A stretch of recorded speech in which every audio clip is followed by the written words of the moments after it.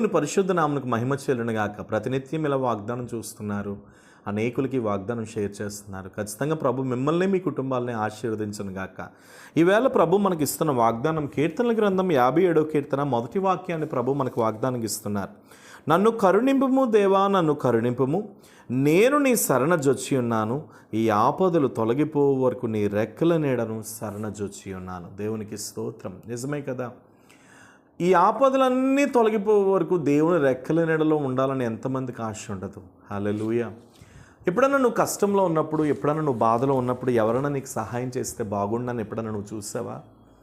ఎప్పుడైనా ఆదరణ లేనప్పుడు ఎవరైనా నన్ను ఆదరిస్తే బాగున్నాను ఎప్పుడైనా నువ్వు ఆలోచించావా? ఎప్పుడన్నా నీకు భయంకరమైన శోధన వచ్చినప్పుడు నన్ను ఎవరన్నా ప్రేమిస్తే బాగున్ను అని ఏనాడని నువ్వు ఆలోచించావా? ప్రేమైన దేవుని కుమార్తె, కుమారుడా, ఒక విషయం నువ్వు గుర్తుపెట్టుకో. మనుషులు సహాయం చేస్తారే కానీ నానాటికి వారు ఏం చేస్తూ ఉంటారంటే దెప్పొడుస్తూ ఉంటారు. వారి మాటలు కానీ, వారి ప్రవర్తనలు కానీ, వారి స్థితిగతులు కానీ, వారి ఆలోచనలు కానీ మనకు ఎలా ఉంటాయి అంటే చాలా దెప్పొడిసినట్టుగా ఉంటాయి. కానీ ఈవేళ ప్రభు సన్నిధిలో నేను మీతో ప్రభు మాట్లాడుతున్న మాట ఏంటంటే, ఎప్పుడు మీరు గుర్తుపెట్టుకోండి, ఎవరి కరుణ జీవితంలో మనకు శాశ్వతం కాదు, దేవుని కరుణయే జీవితంలో మనకు శాశ్వతం. అందుకని భక్తుడు ఏమని ప్రార్థన చేస్తున్నాడు అంటే, దేవా నన్ను కరుణించు, నన్ను కరుణించు, నన్ను కరుణించు, ఈ ఆపదలు తొలగిపోయే వరకు కూడా నీ రెక్కల నీడలో నన్ను భద్రపరచు అని ప్రార్థన చేస్తున్నాడు. ఎంత గొప్ప మాట ఈ మాట. ఈవేళ ఇదే మాట ప్రభు నీ జీవితంలో వాగ్దానం ఇస్తున్నారు. ఈ రోజున నీ జీవితంలో ఎన్ని శ్రమలు, ఎన్ని శోధనలు, ఎన్ని కష్టాలు, ఎన్ని బాధలు, ఎన్ని ఇరుకులు నువ్వు అనుభవిస్తున్నావు నాకు తెలియదు, కానీ ఈ ఆపదలన్నీ తొలగిపోయే వరకు మాత్రం ప్రభు నీతో ఉండబోతున్నారనే మాట మాత్రం 100% వాస్తవం. ఈ ఆపదలన్నీ తొలగిపోయే వరకు ప్రభు నీకు తోడుగా ఉండబోతున్నారు. ధైర్యం తెచ్చుకో. మనుషులు సహాయం చేస్తారని, మనుషులు తోడుగా ఉంటారని, వాళ్ళ సహాయం కొరకు, వాళ్ళ తోడు కొరకు ఎన్నడూ కూడా నువ్వు ఆలోచించవద్దు. మనుషులు ఈరోజు సహాయం చేసిన రేపు ఉదయం లేనిపోని మాటలు అనేటటువంటి వారిగా కూడా మన జీవితంలో ఉంటారు.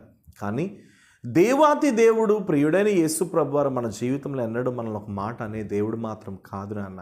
ఈవేళ ప్రభుకు నువ్వంటే ఎనలేని ప్రేమ, ప్రభువుకు నువ్వంటే ఎంతో ఇష్టం, ప్రభువుకు నువ్వంటే ఎంతో ప్రేమ. మనుషులు నిన్ను మరిచిపోయినా ఆయన మాత్రం నిన్ను మరవని దేవుడు కాబట్టి నిన్ను ఎప్పుడు ప్రేమిస్తూనే ఉంటాడు. కాబట్టి నువ్వు ఏ ఆపదలో ఉన్నావు, దేవుని రెక్కల కిందకు రా. నువ్వు ఏ కష్టంలో ఉన్నావు, దేవుని రెక్కల కిందకు రా. నువ్వు ఏ ఇబ్బందుల్లో ఉన్నావు, దేవుని రెక్కల కిందకు రా. ఎందుకంటే ఆయన రెక్కలలో నీడ ఉంది, ఆయన రెక్కలలో ఆశ్రయం ఉంది, ఆయన రెక్కలలో తోడు ఉంది, ఆయన రెక్కలలో ఆదరణ ఉంది. చూడండి, కోడి తన పిల్లల్ని ఏం చేస్తుందంటే తన రెక్కలతో భద్రపరుస్తుంది. అలా మన దేవుడు కూడా రెక్కలతో భద్రపరిచే దేవుడే కదా. ఈవేళ ప్రభు సన్నిధిలో మీతో చెప్తున్నాను, ధైర్యం తెచ్చుకోండి, నిబ్బరం కలిగి ఉండండి. మనుషులు మరిచినా ఆయన మరవడు, మనుషులు విడిచినా ఆయన విడవడు. ఆయన ప్రేమ అమోఘమైన ప్రేమ, ఆయన ప్రేమ ఎనలేని ప్రేమ. ఆ ప్రేమ కొరకు మీరు ఎప్పుడూ ఎదురు చూడండి, ధైర్యం తెచ్చుకోండి. ఆయన మిమ్మల్ని కరుణించే వరకు ఆయన రెక్కల నీడలో సురక్షితంగా ఉండమని ప్రార్థిస్తున్నాను, మనవి చేస్తున్నాను. లోక పరిస్థితి అస్సలు బాగాలేదు, చాలా భయంకరంగా ఉంది. ఇలాంటి గొడ్డు పరిస్థితుల్లో, ఇలాంటి భయంకరమైన పరిస్థితుల్లో దేవుని ఆదరణ మనం పొందుకోవడం మన జీవితాలకు ఎంతో శ్రేష్టం. ప్రేమ కలిగిన పరిశుద్ధ తండ్రి, నీ రెక్కల నీడలో ఉన్న ఆదరణ నీ బిడ్డలకు యేసు నామంలో కలిగించమని ప్రార్థిస్తున్నా. ప్రతి విధమైన అపవాది కుయుక్తుల యొక్క ప్రభావమును యేసు నామంలో బంధిస్తున్నాను. ఇప్పుడే మీరే ప్రభు బిడ్డల్ని తాకండి, అనేకులకు దీవెనకరంగా ఉంచండి. ఎక్కడికి వెళ్ళినా నీ బిడ్డల జీవితంలో జయమును మనం ప్రార్థిస్తున్నాను.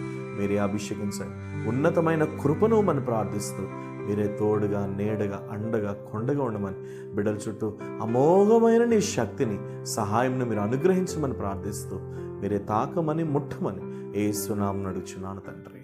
ఆమేన్. God bless you. నిశ్చయంగా దేవుడు నమ్మదగిన వాడు. ధైర్యం తెచ్చుకోండి. Praise the lord.